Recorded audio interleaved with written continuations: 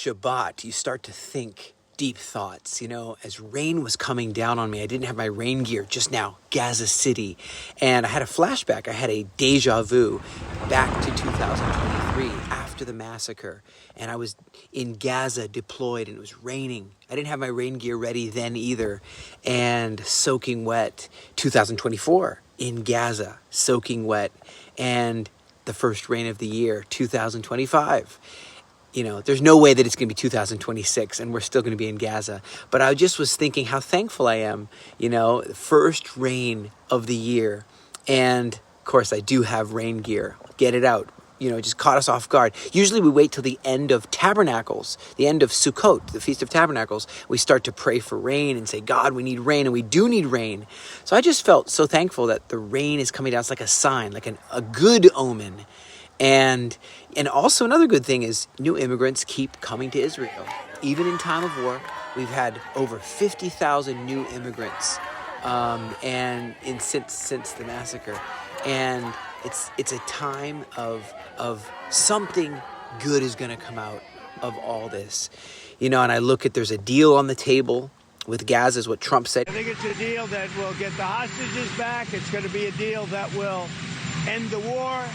It's going to be a deal it's going to be peace. I think we have a deal. That'll be number 8, Peter. Not bad. He said it looks like there's a deal on the table, and 21 points in that deal. Remember, there was 21 cities that we had, Jewish cities in Gaza, and he says he thinks there's going to be peace. That's what President of the United States Donald Trump says. And Prime Minister, he got up there, before that he instructed the army. He said, get the loudspeakers out, get the trucks, mount loudspeakers on the trucks, go to Gaza, broadcast the message, translate it to Arabic, broadcast his historic speech in the United Nations General Assembly into the Gaza Strip. And so that the people of Gaza will be able to hear. And you know what he said? Everyone's talking about it. It was this big move. He says, I'm going to broadcast from New York, UN in New York, all the way into Gaza. We even took control of the phones of Gazan resident, the different Gazans. And really, he said, I'm laying down an ultimatum. I'm saying, choose you this day who you will serve. You want to serve Hamas? You want to stand under tyranny and dictatorship? The war can end immediately. He said it with the return of the hostages and the disarmament of Hamas. It's like, come on, stand up, help, be on the right side of history. Make your choice. Demilitarize the Gaza Strip. That's what we're doing. Help us. And he said, whoever does this will live, and whoever does not will be pursued. And so these are the fiery speech he gave. He's even saying, he mentioned how 90% of the Palestinians who celebrated and danced on the rooftops and gave out candies after the massacre happened, both in Judea and Samaria, Palestinians, and in Gaza. And he said mostly they don't want to be on the right side of history. That's true. Mostly they don't want a state next to Israel. They don't want a Palestinian state next to Israel. Never have. Have you ever heard them ever say we want a state next to Israel and that will make everyone happy? No, when we left in 2005, completely removing all Jewish people, I said 21 villages, cities, Jewish cities. And was it peace? No. They taught terror. They taught jihadism. They turned the entire place into a terror base.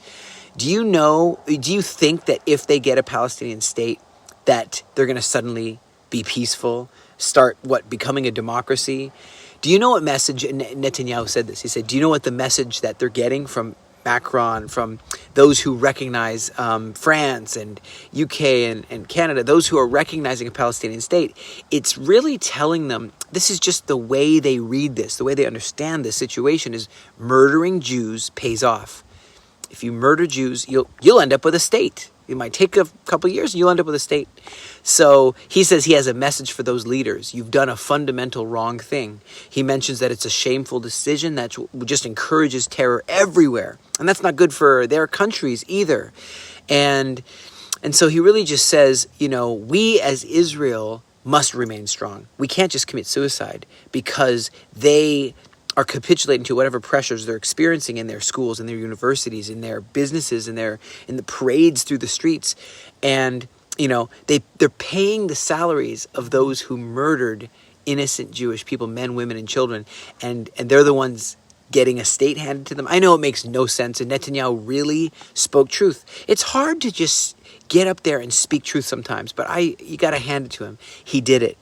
And to go down in history as a rewarder of terror, and to even believe that this is going to bring any kind of peace is naive, to say the least. Giving the Palestinians a state adjacent to Jerusalem is like giving Al-Qaeda a state adjacent to New York after they bombed the Twin Towers. We're not going to let that, he says.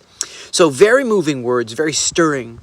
And guys, I don't want to have a deja vu. That word deja vu, I don't want to have a deja vu again of experiencing a massacre again. We need to complete this, complete it right, not capitulate to terror. I'm really curious what President Trump has on those 21 points of this peace deal. There's a really great verse in Psalms 5.